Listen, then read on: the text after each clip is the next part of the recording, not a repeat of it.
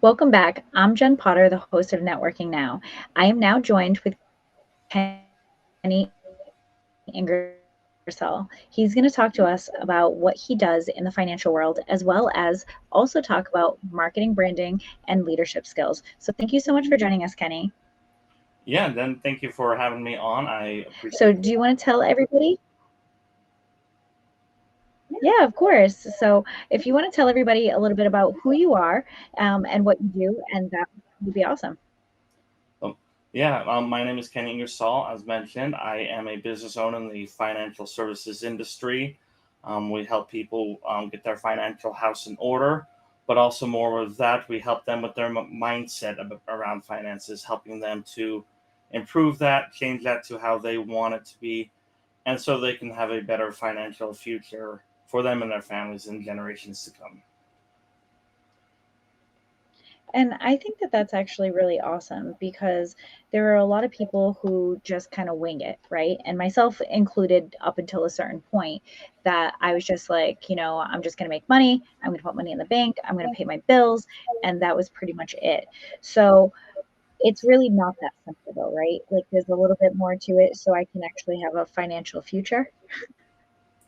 Exactly. It's a little more complex to that, but because we are creatures of habit and creatures of comfort, that's what we tend to resort to or fall back to. Right. And we want, everybody has this dream of wanting to, have a financially secure future, that we want to have a nest egg. And, there are different things that we should probably be doing in order to, to grow our money. And there are so many different things. And I know, we'll jump into leadership skills in just a few minutes, but now that we're talking about finances, I would love to maybe just pick your brain a little bit about where does somebody start. So, like, if I am just like, okay, I'm making money, I'm not making money, I'm living paycheck to paycheck, I'm making all of this up, but where do you suggest somebody starts if they don't know how to manage their money? There's a couple ways people could start. Is one, if they recognize what they don't want, and then they can start looking for what they do want, and then find someone that is where they want to be, and then maybe follow them, pick their brain, see what they're doing to get where they're at. I really like that. And, like what you said, what you don't like, because if there's something that you don't want to do, managing your money a certain way, it's going to be more taxing and more work than it's going to be if you in something that you're looking forward to, or working with somebody. I also find that in your industry, finding someone who you're cohesive with, like having a strong working relationship, when it comes to money, you want to trust the person that you're with, correct? 100%.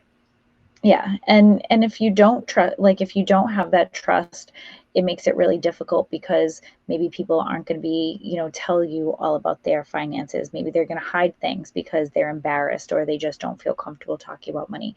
Myself included, I was raised in a family where everything was paycheck to paycheck, even, or not even making it paycheck to paycheck, but talking about money was almost like taboo. Like you couldn't talk about money, you couldn't talk about your finances. Like if I was in debt, nobody knew, or if I had money, nobody knew. Like nobody, like it was something that we just didn't talk about. So it wasn't until I was older that I understood that. And then now all those trust issues with money pop up. You meet a financial advisor, you're like, why are you asking me all these questions about my money?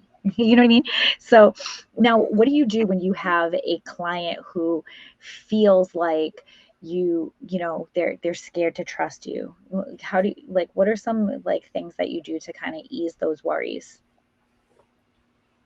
Just starting with what they might do.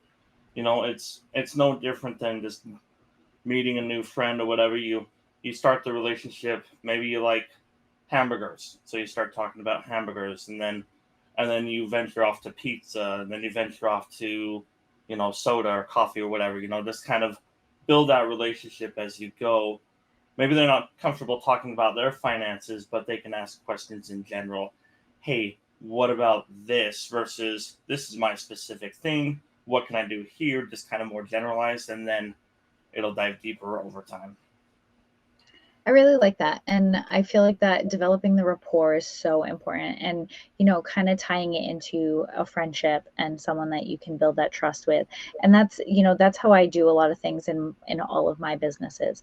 I work with families. I work, a lot of our stuff is within other people's homes because we're service-based industries. So, and like yourself, right? Like you may go to a client's house, you may go and meet them for dinner, you may, or meet them for coffee. So it is like meeting with a friend and getting to know them and kind of feeling what that looks like. So I really like that thought of, trying to make somebody feel comfortable in order to have those conversations.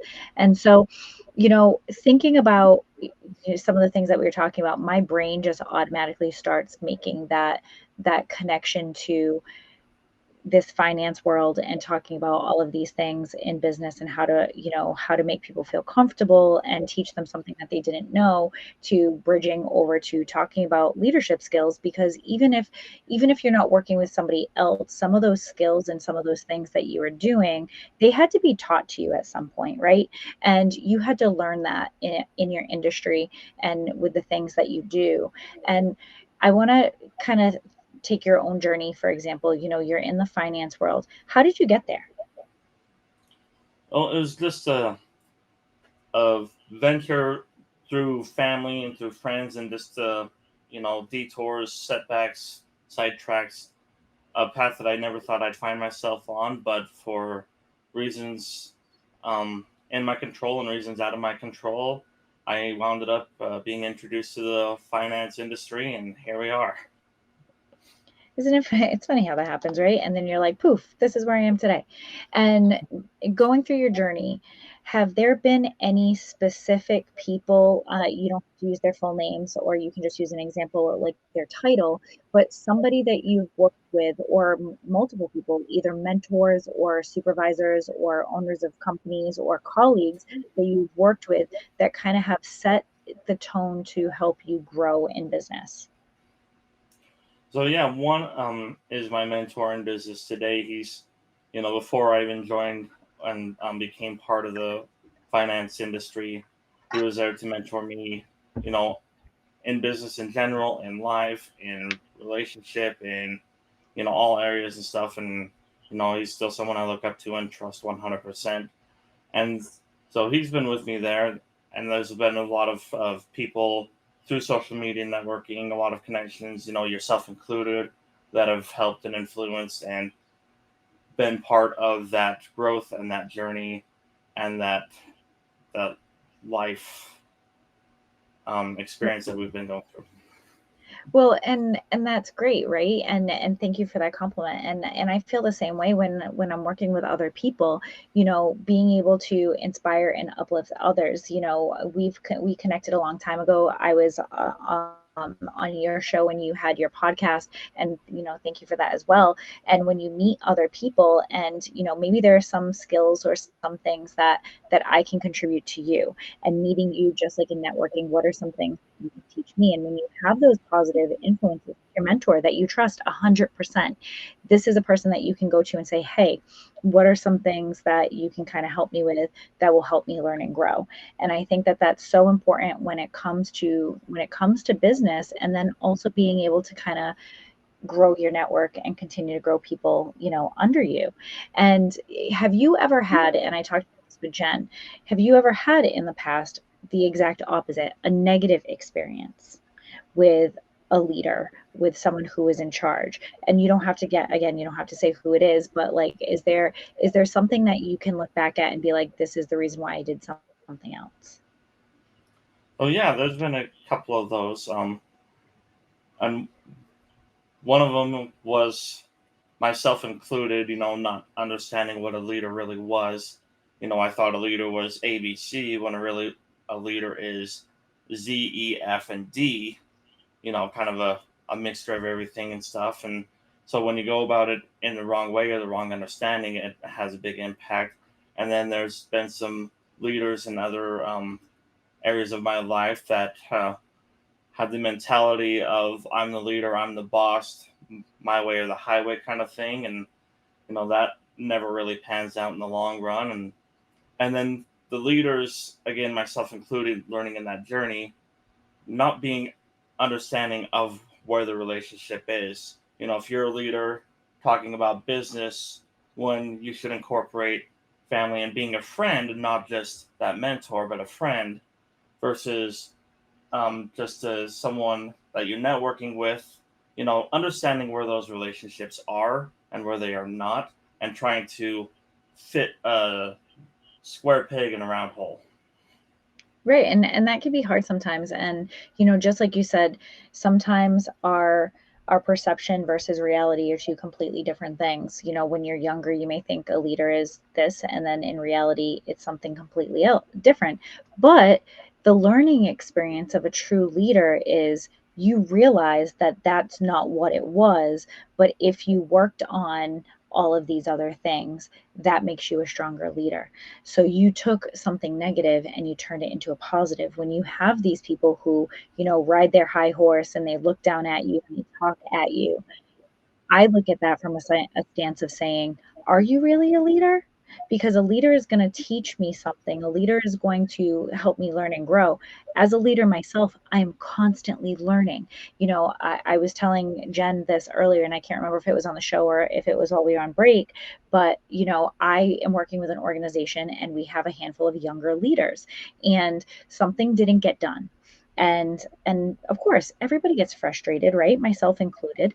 And but it wasn't a sense of frustration. It was, I sat down and I had a conversation and I said, I'm going to tell you this is what happened.